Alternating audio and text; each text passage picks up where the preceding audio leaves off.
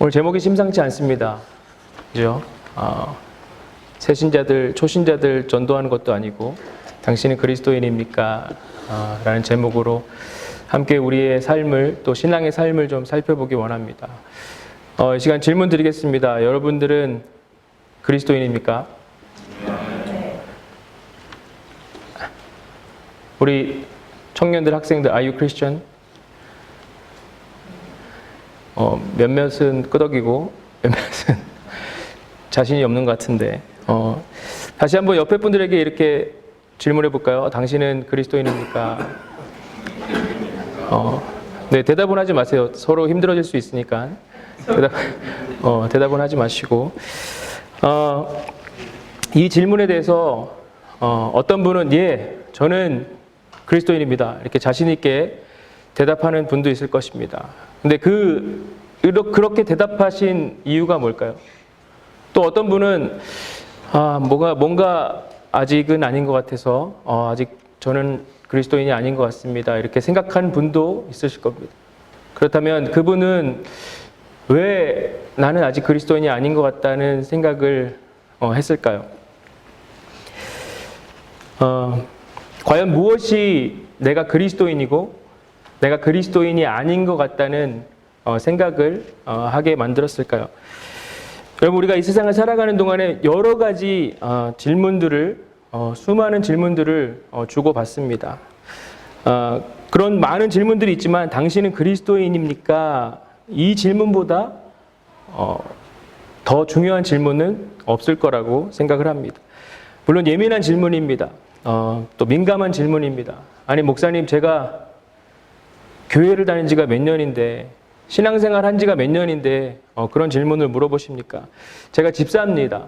제가 장로님, 권사입니다. 무슨 그런 질문을 합니까? 어떤 장로님은 당신 그리스도인입니까? 라는 질문을 했더니, 아니 목사님, 제가 교회에서 성가대만 섬긴 게 30년입니다. 주일학교 교사를 한 게 40년입니다. 어떻게 그런 질문을 저한테 하실 수 있겠습니까? 이렇게 반문을 했다는 겁니다. 우리는 당신은 그리스도입니까? 라는 질문에 꼭 직면해야 되겠습니다. 그 시기가 빠르면 빠를수록 좋겠습니다. 이 질문은 아무도 피할 수가 없습니다. 우리가 평생 동안 이 질문을 요리조리 잘 피해 다녔다 할지라도 결국 우리가 하나님 앞에 서는 그날, 우리 인생의 마지막에 하나님의 심판대 앞에 서는 그날, 하나님께서 우리에게 이 질문을 하실 거고, 그 결과에 따라서 우리의 영원한 삶이 결정될 것이라는 겁니다. 오늘 베드로전서 서두에는 다른 서신서들처럼 이 편지를 받는 사람들이 누구인지 기록되어 있습니다. 오늘 본문 보시면 알겠죠? 베드로전서 1장 1절에서 2절 말씀 보겠습니다. 예수 그리스도의 사도 베드로는 본도, 갈라디아, 갑바도기아, 아시아와 비두니아에 흩어진 나그네, 곧 하나님 아버지의 미리 하심을 따라 성령이 거룩하게 하심으로 순종함과 예수 그리스도의 핏부림을 얻기 위하여 택하심을 받은 자들에게 편지하노니. 편지를 받는 사람들이 누구래요? 소아시아의 여러 지역에 흩어져 살았던 그 사람들입니다. 베드로는 그들을 뭐라고 불렀습니까? 지금 나그네라고 부르고 있습니다. 더 구체적으로는 하나님 아버지의 미리 하심을 따라, 하나님 아버지의 예정됨을 따라서 성령이 거룩하게 하심으로 순종함과 예수 그리스도의 핏부림을 얻기 위하여 택하심을 받은 자들이라고 불렀습니다. 베드로가 그렇게 불렀죠. 그러니까 그들이 누구예요? 바로 그리스도인들입니다. 고린도후서 오늘 본문은 아니지만 고린도후서 1장 1절 말씀 보면 고린도후서 시작 부분에서도 이 편지의 수신자가 누구인지 분명히 얘기합니다. 고린도후서 1장 1절 보시면요, 고린도에 있는 하나님의 교회와 또 온 아가야에 있는 모든 성도에게 라고 써 있습니다. 그 구절에 따르면 고린도후서는 고린도에 있는 교회와 성도들, 곧 그리스도인들에게 전한 편지라는 것이죠. 그럼에도 불구하고 사도 바울은 오늘 본문이 있는 고린도후서 거의 마지막을 마무리하는 13장 5절 말씀에 뭐라고 얘기해요? 너희는 믿음 안에 있는가? 너희 자신을 시험하고, 이그제민하고 테스트하래요. 시험하고 너희 자신을 확증하라라고 말합니다. 너희가 진짜 믿음을 가지고 있는 사람인지, 너희가 진짜 그리스도인인지, 너희가 가지고 있다고 생각하는 그 믿음 때문에 너희가 진짜 구원을 받은 자들인지, 다시 한번 너희 자신을 시험, 테스트하고 확증하라라고 말씀하십니다. 이와 같이 우리가 그리스도인이 맞냐 아니냐 하는 질문은 단지 교회를 다니는지 안 다니는지 여부가 아니라 내가 집사고 장로고 권사고 뭐 전도사고 목사 그 직분을 떠나서 내가 그리스도인인지 아닌지에 대한 질문은 우리들의 영원한 삶을, 영원한 운명을 결정짓는 중요한 질문이라는 것입니다. 오늘날 우리가 교회에 다니는 것이 곧 예수를 믿는 것이라고 생각하고 간주하는 사람들이 많습니다. 그러나 성경은 그렇게 말하지 않습니다. 그리고 교회의 역사 안에서 하나님의 말씀이 선명하게 증거되고 또 하나님의 교회가 깨어있을 때 언제나 참된 그리스도인, 또 거짓된 그리스도인, 참된 신앙을 가진 사람, 거짓된 신앙을 가진 사람들이 나타났습니다. 단순히 교회에 나오는 사람이 그리스도인이다 라고 간주하지 않았습니다. 사도 바울이 고린도 후서에서 바로 그것에 대해서 얘기하고 있는 겁니다. 그는 모든 성도들에게 분명하게 편지를 썼습니다. 그렇지만 맨 마지막에 다시 한번 주의를 주고 경고를 하는 겁니다.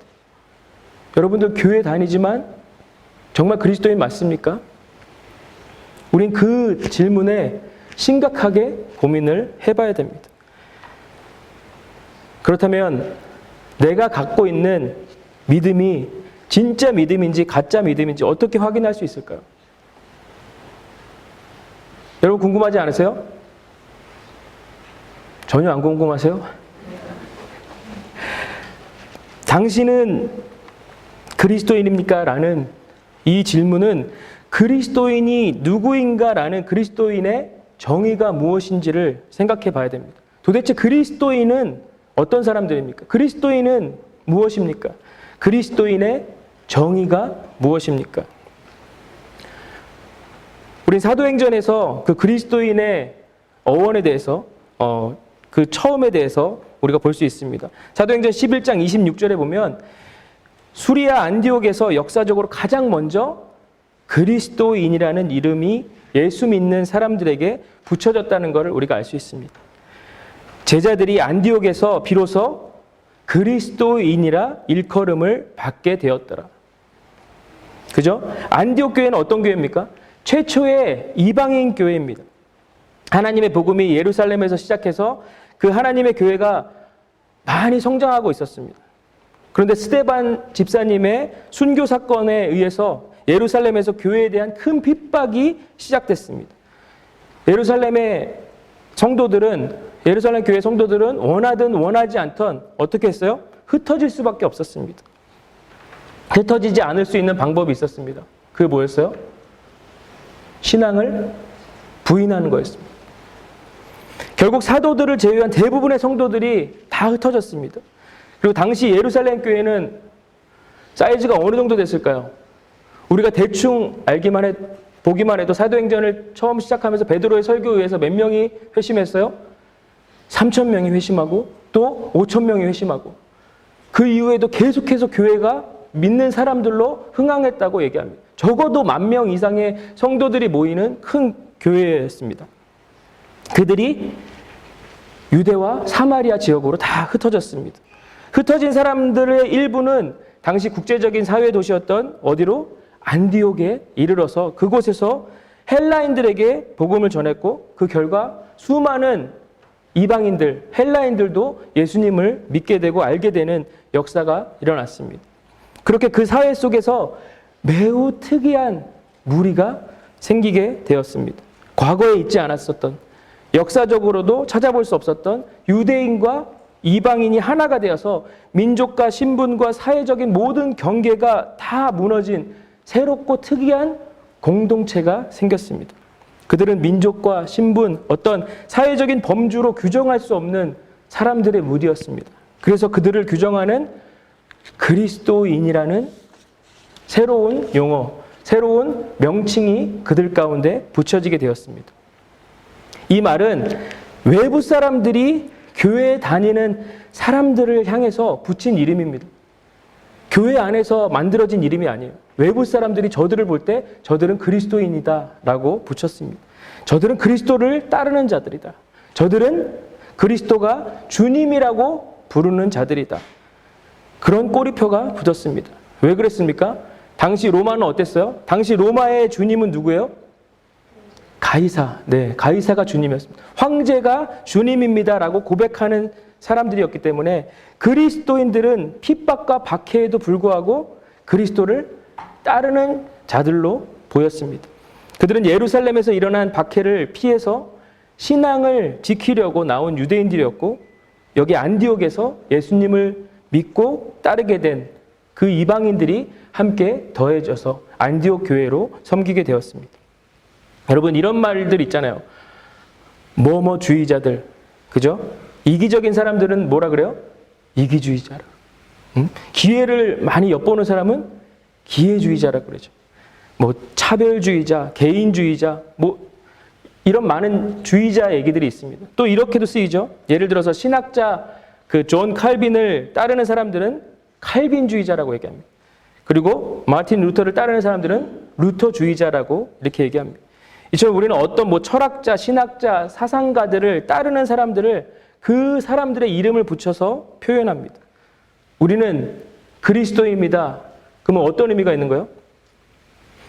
그리스도를 따르는 사람들, 그리스도를 따르는 제자들이다라는 말입니다.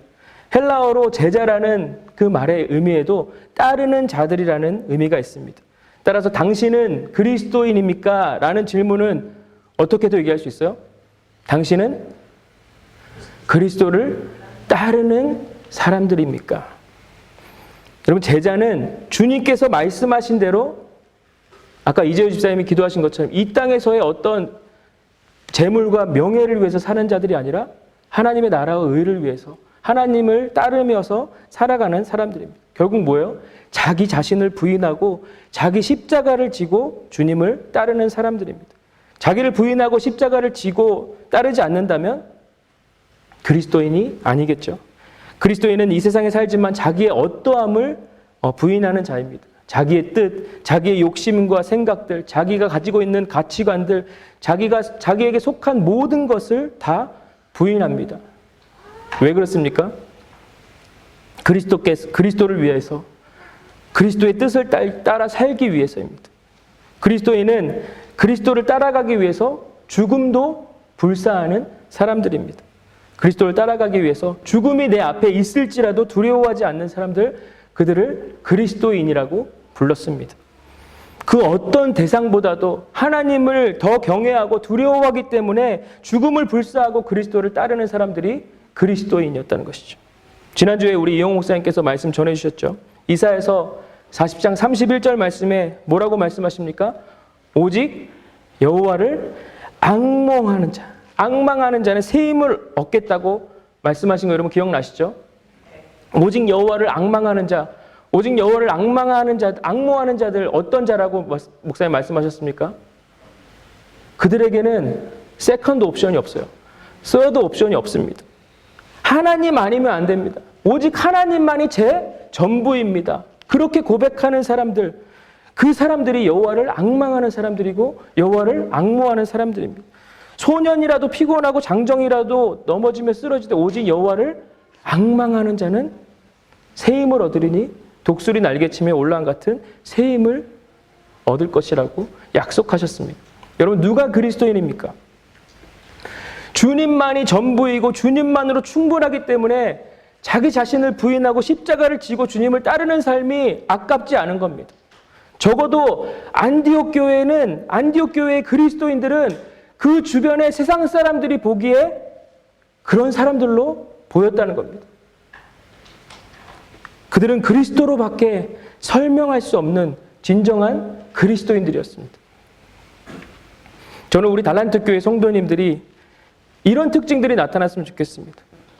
그리스도로밖에 설명할 수 없는 사람들. 와, 달란트 교회 갔더니 달란트 교회 사람들은 엄청 잘 먹어. 이런 특징 말고요. 달란트 교회 갔더니 이 사람들은 다 부자래. 달란트 교회 갔더니 엄청 서로 잘 싸우고 시기하고 질투하고 그런 사람이 너무 많아. 이런 특징들 말고요. 달란트 교회 갔더니 와, 이분들 너무 뜨거워. 달란트 교회 갔더니 이분들 너무 성령 충만해. 이분들 정말 말씀으로 충만해. 달란트 교회 성도들 정말 기도로 충만해. 너무 뜨거워. 서로 사랑하고 아끼고 섬기는 모습이 너무나 보기 좋았다. 이런 특징들이 우리 달란트 교회에 있었으면 좋겠습니다. 아멘. 아멘. 어떤 모임이든지요, 여러분. 어느 지방 출신, 어느 학교 출신, 취미와 관심사가 비슷한 그런 공통점을 가진 사람들이 이렇게 모이게 되었습니다. 한국 사람들은 그런 거 많이 따지잖아요. 혈연 따지고, 지연 따지고, 학연 따지고. 그런데 안디옥 교회 사람들에게는 사회적인 공통점이 발견되지 않았습니다. 오직 한 가지 공통점은 그들은 예수 그리스도를 따라가는 사람들이다. 그리스도를 따라가기 위해서 자기 자신을 부인하고 십자가를 지는 사람들이다. 그리스도가 그들을 하나로 묶고 있다라는 것 외에는 설명할 수 없는 그러한 사람들이었습니다. 우리 모두에게는 각자 자기 자신을 규정하는 그런 정체성의 요소들이 있습니다. 저는 임성식이라는 고유한 이름이 있습니다. 그리고 한 여인의 남편이고 2 자녀의 아버지입니다. 또 달란트 교회를 섬기고 있고 시드니 호산나 선교회를 섬기는 목사라는 정체성의 요소가 저한테 있습니다. 하지만 그리스도인이라는 말은 우리가 가진 여러 가지 다른 정체성보다 가장 첫 번째 겁니다. 만약 그리스도인이라는 정체성이 여러분의 삶에서 4번째, 5번째, 6번째에 나오는 정체성이라면 그분은 다시 한번 자신을 돌아봐야 됩니다. 누구의 남편이기 전에, 누구의 아들이기 전에, 누구의 아버지이기 전에, 목사이기 전에 저는 그리스도인입니다. 그것이 저에게 가장 본질적이고 가장 중요한 정체성입니다. 주님께서 하시는 모든 말씀들 생각해 보십시오. 우리는 주님보다 더 생각하고 주님보다 더 사랑하는 것이 있으면 안 됩니다. 한 몸인 부부보다도 더 중요한 관계가 있습니다. 그것이 바로 하나님과의 관계, 그리스도와의 관계입니다. 마지막 날 하나님의 심판대 앞에서 우리가 맞닥뜨리게 될 질문은 결국 당신은 그리스도인입니까? 라는 질문이 될 것입니다. 진짜 그리스도인 맞았습니까? 당신이 가진 그 믿음, 구원 얻는 믿음 맞습니까? 여러분은 스스로를 어떤 사람으로 여러분의 정체성을 인식하고 있습니까? 여러분이 그리스도인이라는 사실이 스스로를 인정하는 가장 중요한 정체성이 되고 있습니까? 초대교회는 환난과 핍박 속에서도 주님을 따르는 공동체였습니다.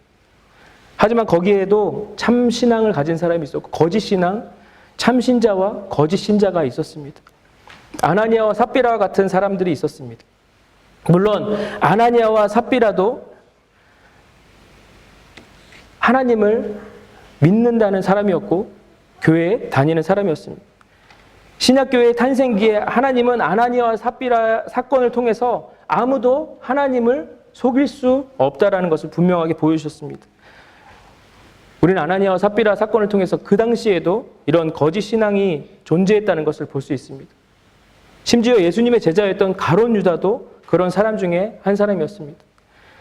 사도 바울은 이렇게 얘기했죠. 경건의 모양은 있지만 경건의 능력을 부인하는 그 거짓 신앙을 가진 위선자들이 있다는 것을 디모데에게 분명하게 경고해 줬습니다.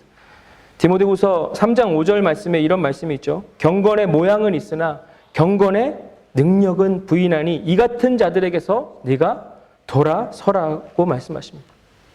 경건의 모양은 있습니다. 그 모양은 분명하게 아나니아와 삽비라도 가지고 있었던 것입니다. 그들은 교회 안에서 꽤 괜찮은 사람이었을 것입니다. 하지만 실제로는 능력이 없었습니다.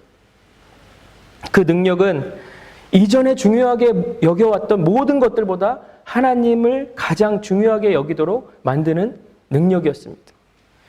경건의 능력을 부인하는 사람들은 겉으로는 매우 경건한 사람들처럼 보였습니다. 가장 경건하고 가장 괜찮은 사람들 같았지만 실제의 삶은 경건의 능력을 부인하는 거짓 신앙, 즉 위선자였습니다. 사도 바울은 이런 사람들을 어떻게 하라고요? 멀리하고 돌아서라고 말합니다. 여러분 요한계시록에서 7교회에 하신 예수님의 말씀을 아시죠? 그 중에서 사대교회에게 하신 말씀을 기억하십니까? 살았다 하는 이름은 가졌으나 죽은 자로다. 이것은 자신이 살아있는 그리스도인이고 예수님을 잘 믿는다고 생각했지만 이름뿐이고 명목상인 노미널 크리스찬이었다는 얘기를 하시는 겁니다. 문의는 그리스도인이지만 실제로는 하나님이 보실 때 죽었다라는 말입니다.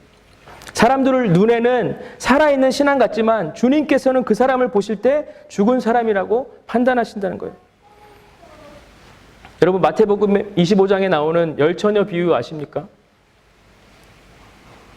다들 신랑을 기다리는 10명의 처녀가 신부의 집에서 신랑 일행을 기다리고 있었습니다. 그들은 혼인잔치에 다 들어가길 원했죠. 그래서 등불을 준비했습니다. 이 10처녀 모두 혼인잔치의 그 문 앞까지는 갈 수 있었습니다. 중간에 떨어져 나간 것이 아니라 모두 끝까지 다 갔습니다. 끝까지 갔는데 5처녀는 문으로 들어가지 못했습니다. 10처녀 모두 자기의 등불을 준비했습니다. 또 10처녀 모두 신랑이 오는 시간을 끝까지 기다렸습니다. 하지만 5처녀는 등 안에 기름이 준비되어 있었고 나머지 5처녀는 그렇지 못했습니다. 겉으로 볼 때는 차이가 없었습니다. 그러나 시간이 흐르자 등 안에 기름이 다해졌고 더 여유로운 기름을 준비했던 5처녀에게는 신랑과 함께 혼인잔치에 참여할 수 있는 기회가 주어졌습니다. 주님께서 가르치신 이 10처녀의 비유에서 우리가 배울 수 있는 중요한 것은 혼인잔치의 문 앞에 이를 때까지는 우리가 어느 누구도 판단할 수 없다는 겁니다. 그들 모두가 혼인잔치의 문 앞에 이르렀다는 그 사실은 거짓 신앙을 가지고도 끝까지 갈 수 있다는 것이죠. 이와 같이 신앙의 문제, 즉 그것이 참신앙이냐 거짓신앙이냐 하는 것은 겉으로 쉽게 보여지는 것이 아니라는 겁니다. 그럼에도 불구하고 우리는 누구나 알고 판단할 수 있는 어떤 객관적이고 가시적인 눈으로 볼 수 있는 어떤 결과들을, 증거들을 원합니다. 예를 들어서 중간고사, 기말고사, 이그잼을 하고 나서 리절트가 나오잖아요. 패스했다, 크레딧이다, 디스팅션이다, 하이 디스팅션 그런 어떤 정확한 점수가 확인되는 것처럼 우리는 그런 것들을 요구할 때도 있습니다. 그런 게 편할 수도 있습니다. 어떤 자기 자신을 놓고 볼 때는 내가 합격이구나, 내가 들어갈 수 있겠구나, 안심이다, 이렇게 생각할 수 있습니다. 그렇지만 성경은 그런 식으로 우리를 인도하지 않으신다는 것이죠. 예를 들어서 겉으로 나타나는 그 신앙의 증거들은 다음과 같은 것이 우리가 생각할 수 있을 겁니다. 내가 예배 때, 집회 때 영접 기도를 했습니다. 부흥회 때 강단 앞에 나가서 결신했습니다. 세례 받았습니다. 오랫동안 교회를 다녔다거나 성경을 많이 알고 성경을 많이 읽었습니다. 제가 집사입니다. 장로를 직분을 받았습니다. 권사 직분을 받았습니다. 근데 이런 것으로 영혼에 관한 문제를 확신하는 것은 아직 이르다는 것입니다. 신앙은 우리의 내면에 속한 것이고 성령님께서 행하시는 신비한 일입니다. 그래서 어느 누구도 이런 것들로 다른 사람들의 영혼을 판단할 수가 없습니다. 그래서 그런 얘기들 많이 하잖아요. 성경은 우리가 주님 앞에 갈 때까지 또 주님 앞에 가서 엄청나게 놀라운 광경을 보게 될 것이라고 말씀해 주십니다. 이 사람은 진짜가 아니야 라고 생각했던 사람이 주님 앞에 갔는데 주님이 잘했다, 착하고 충성된 종아, 이렇게 얘기 들을 수도 있고, 이 사람은 분명히 주님께서 엄청나게 칭찬해 주실 것 같은 사람이었는데 주님 앞에 갔을 때 나는 너를 도무지 모르겠다. 이런 대답을 들을 수도 있다는 것입니다. 성경은 우리에게 다른 사람의 신앙을 판단하지 말라고 말씀하십니다. 다른 사람이 나를 어떻게 판단하느냐도 중요한 것이 아닙니다. 심지어 자신에 대한 스스로의 판단조차도 중요한 것이 아닙니다. 중요한 것은 하나님이 나를 어떻게 보시는가. 하나님께서 우리를 보실 때 가장 중요하게 여기시는 기준이 무엇인지가 정말 중요합니다. 하나님께서 우리가 재산이 많고 적음에 또 이 세상에서 성공하고 명예를 가진 그런 것들로 하나님이 판단하시지 않는다는 것이죠. 그분은 세상에서 비교할 대상이 없을 만큼 가장 귀한 것으로 우리의 삶을 판단하시는 분이십니다.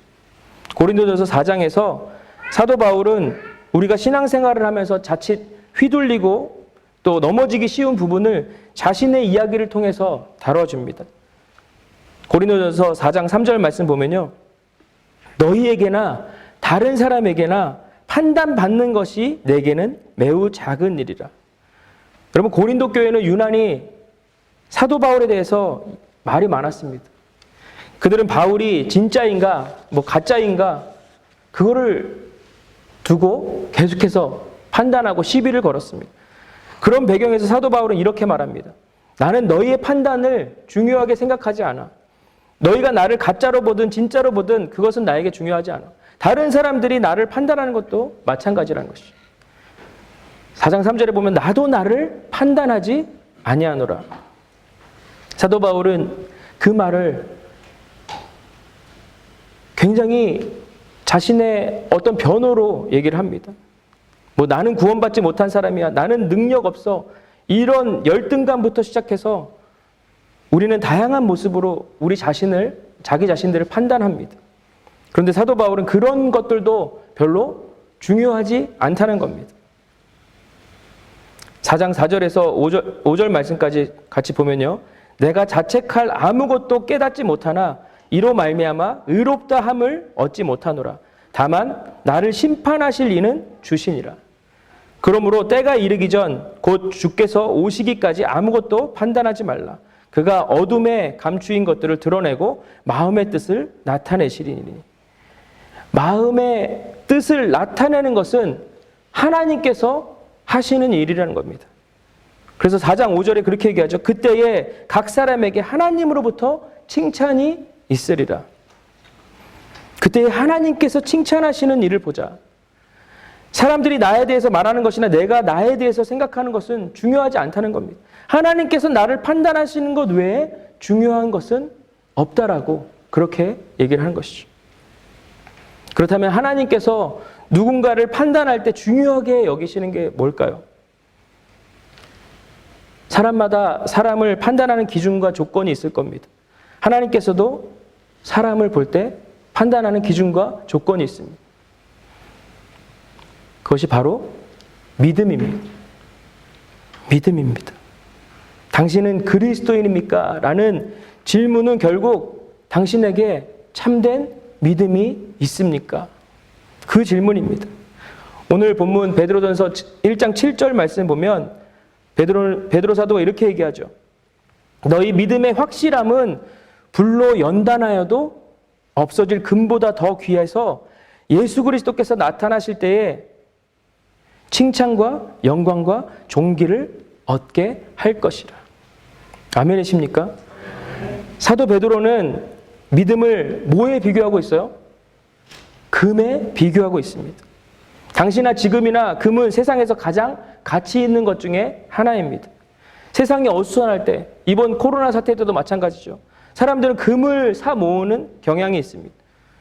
돈은, 주식은 때에 따라서 휴지 조각이 될 수도 있지만 금은 어디서나 어느 때나 상용할 수가 있기 때문입니다. 사도 베드로는 믿음을 이 금과 비교합니다. 믿음은 사람들이 그토록 귀하게 여기는 금보다 훨씬 더 귀하다라고 그렇게 얘기합니다. 그래서 금을 보유하는 것, 금을 소유하는 것이 안전해 라고 생각하는 사람들에게 그 믿음의 확실함, 즉 믿음을 가지고 있는 그것은 금을 갖고 있는 것보다 더 안전해라고 가르치는 말입니다. 그래서 1장 9절에 뭐라고 말씀하세요? 믿음의 결국 곧 영혼의 구원을 받음이라.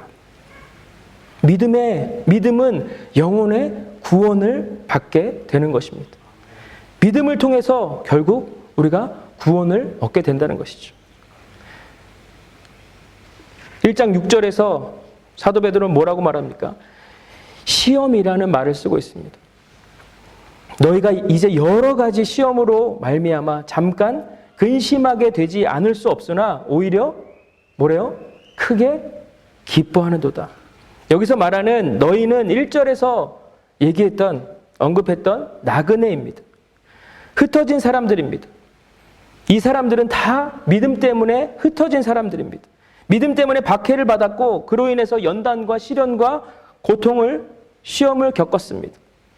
그런데 사도 베드로를 통해서 하나님께서 우리에게 주시는 말씀은 이러한 시험과 시련과 고난이 우리의 믿음에 관하여 어떤 일을, 어떤 역할을 해준다는 겁니다. 우리가 그것을 좀 주목해 봐야 됩니다.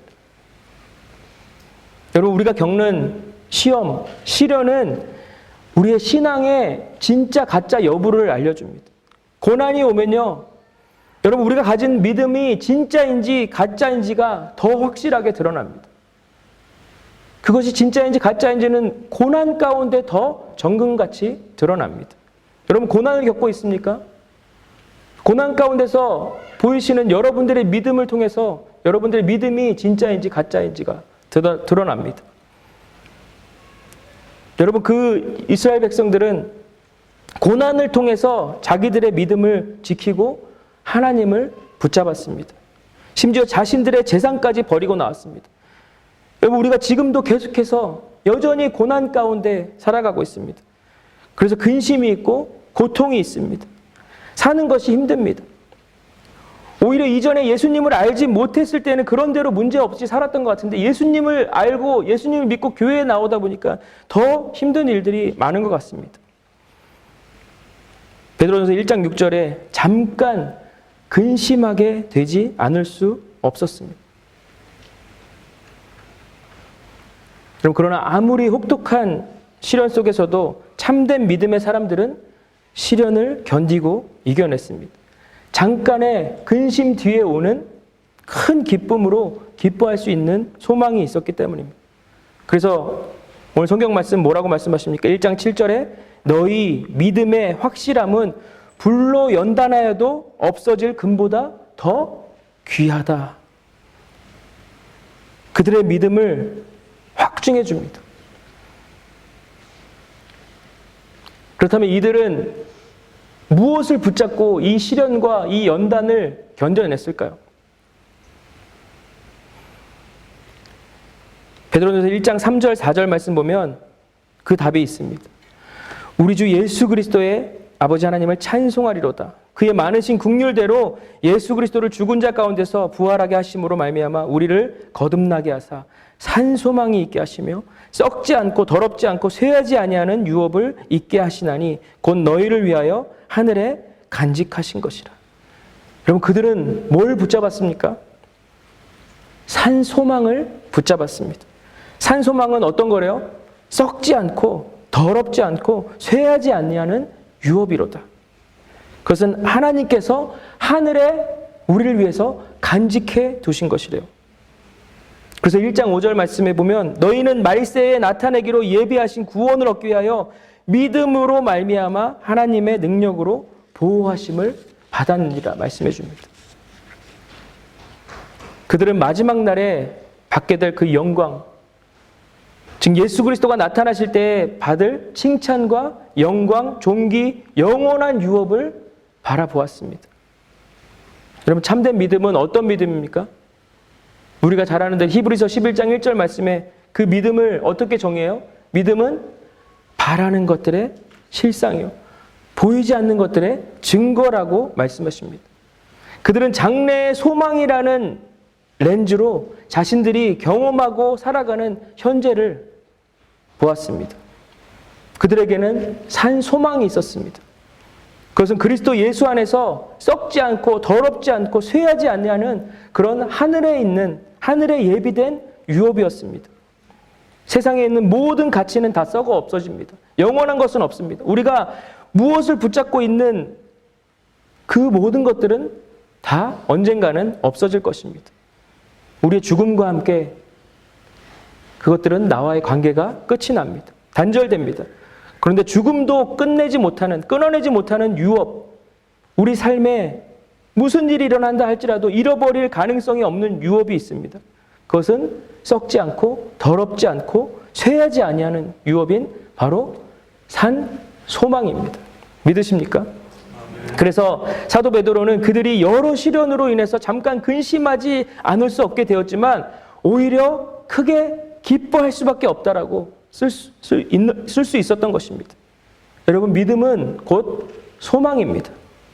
믿음은 하나님께서 약속하신 유업을 보는 것입니다. 장래에 얻게 될 그 유업을 믿음으로 보는 것입니다. 그래서 히브리서 11장 6절 말씀은 그 믿음에 대해서 더 깊이 있게 말씀해 주시죠. 하나님을 기쁘시게 하는 그 믿음은 하나님께서 살아계시고 나를 아시고 나를 보고 계신 것과 하나님을 찾는 자들에게 상 주시는 이심을 믿는 것이라고 얘기합니다. 하나님께서 우리를 보고 계십니다. 아멘이시죠? 하나님께서 우리를 알고 계십니다. 하나님께서 우리의 모든 상황을 보고 계십니다. 신자는, 성도는 하나님이 주시는 그 상, 곧 장래의 유업을 믿고 바라보며 살아가는 사람들입니다. 그것이 신자의 산 소망입니다. 여러분, 베드로와 이 베드로 전서의 수신자들은 같은 믿음을 가졌고 같은 예수를 믿고 있었습니다. 그들 모두에게 산 소망이 있었습니다.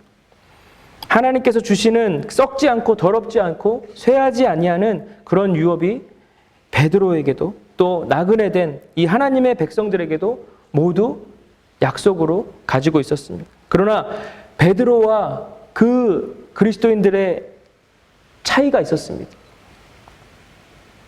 바로 베드로는 예수님을 직접 보고 경험했지만 그들은 그러지 못했다는 겁니다.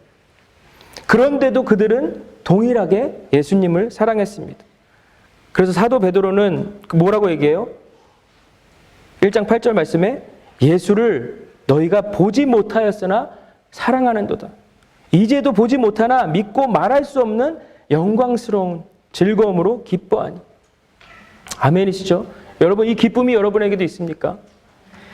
그들은 주님을 볼 수 없었지만 믿음의 눈으로 사랑하는 주님을 바라보면서 말할 수 없는 영광스러운 즐거움으로 날마다 기쁨 가운데 살아갔다는 것입니다. 심지어 고난 가운데도, 심지어 시련 가운데도 말할 수 없는 즐거움으로 기뻐하는 삶을 살았다는 것이죠. 보지 못한 예수님을 사랑하는 사람들, 보지 못한 예수님을 사랑하기 때문에 금도 버릴 수 있었고 집도 버릴 수 있었고 모든 기득권을 버리고 예수 그리스도를 따르는 그 사람들이 예수 그리스도에 대한 그 사랑을 가진 참된 신앙의 소유자라고 얘기할 수 있겠습니다. 여러분, 믿음이 그 안에서 일하는 사람, 그 사람이 그리스도인입니다. 그리스도인은 말이 아니라 전인격적으로 그리스도를 사랑하고 그리스도께로 마음이 기울어지는 사람입니다. 주 예수님에 대한 그 사랑은 그들에게 말할 수 없는 영광스러운 즐거움을 가져다 주는 것입니다. 그것은 세상에 있는 어떤 유한한 존재에 대한 그런 사랑이 만들어내는 짧은 기쁨과 비교할 수가 없는 것입니다. 무한하고 영원하시며 완전하시고 아름다우신 예수님, 그 예수님에 대한 사랑만이 만들어낼 수 있는 하늘의 기쁨이고 주님 안에 있는 기쁨입니다. 여러분, 이 기쁨 누리고 싶지 않으십니까? 이 말할 수 없는 즐거움으로 그 영광 가운데 누리는 기쁨을 즐기고 싶지 않으십니까? 이제 말씀을 정리합니다. 여러분은 그리스도인이십니까? 다시 한번 질문하겠습니다. 여러분 그리스도인이십니까? 아멘. 아멘이시죠. 아멘이 나와야 되죠. 주 예수님에 대한 참된 믿음을 우리가 가지고 계십니까? 그것은 진실로 참된 믿음입니까? 인생에서 그 어느 것보다 중요한 분이 주님이십니까? 사도 베드로는 예수님을 보지 못했지만 사랑하는 그 사람들이 그리스도인이라고 말했습니다. 베드로 전서를 전해받았던 그 나그네처럼 우리도 주님을 육신으로는 만나지 못했습니다. 여러분, 그 주님을 여러분도 사랑하십니까? 아멘. 비록 현실적으로는 우리 삶의 계속적인 시련과 시험, 고난 때문에 잠깐 근심하지 않을 수 없지만 그리스도인은 금보다 귀한 믿음과 그 산 소망 때문에 말할 수 없는 영광과 즐거움으로 기뻐하는 사람들입니다. 그 믿음은 힘이 있어서 일평생 우리가 그리스도에게 나아가고 그리스도를 위한 삶을 살게 해주시는 겁니다. 오늘 말씀을 들으신 여러분, 우리가 스스로 질문해 봤으면 좋겠습니다. 내 믿음은 그런 힘이 있는가? 믿음이 내 안에서 그런 일들을 역사하는가? 내 믿음에 힘이 있다면 그것은 정말 내가 그리스도를 사랑하는 그 사랑에서 오는 것인가? 예수를 너희가 보지 못하였으나 사랑하는도다. 이제도 보지 못하나 믿고 말할 수 없는 영광스러움으로 즐거움으로 기뻐하니. 이 말씀이 여러분들의 이야기입니까? 이 말씀이 여러분들의 경험을 설명하고 있습니까? 이 말씀이 우리가 주님 앞에 가는 그날까지 우리 평생 동안 순간순간 우리들의 삶의 고백이 되었으면 좋겠습니다. 경건의 모양은 있지만 능력을 부인하는 자, 또 살았다 하는 이름은 가졌으나 죽은 자로 살아가지 않고 우리가 그리스도를 믿고 사랑하기 때문에 말할 수 없는 그 영광스러운 즐거움으로 기뻐하며 날마다 은혜와 성령 하나님의 충만함을 풍성히 누리시는 우리 달란트 교회 모든 성도님들 되시기를 주님의 이름으로 축원합니다. 아멘. 함께 같이 기도하겠습니다. 하나님 아버지 감사합니다. 하나님 오늘 우리에게 말씀하시고 또 우리에게 보여주신 하나님 진정한 그리스도인이 무엇인지, 진정한 그리스도인이 어떠한 삶을 살아가는지, 하나님 이 세상은 힘들고 어려운 시련과 고난의 삶을 우리 가운데 주지만 하나님 그 안에서 말할 수 없는 영광의 즐거운 기쁨으로 살아갈 수 있는 자, 세상의 흐름을 따라가는 것이 아니라 하나님 세상을 역류하며 하나님의 기쁨이 되어서 얼음 냉수와 같이 내 주인을, 내 목자 되신 예수 그리스도를 하나님 행복하게 기쁘게 해드릴 수 있는 주님의 참된 제자로 살아가는 우리 달란트 교회 모든 성도님들 되게 하여 주시옵소서. 모든 일 감사드리며 예수님의 이름으로 기도합니다. 아멘.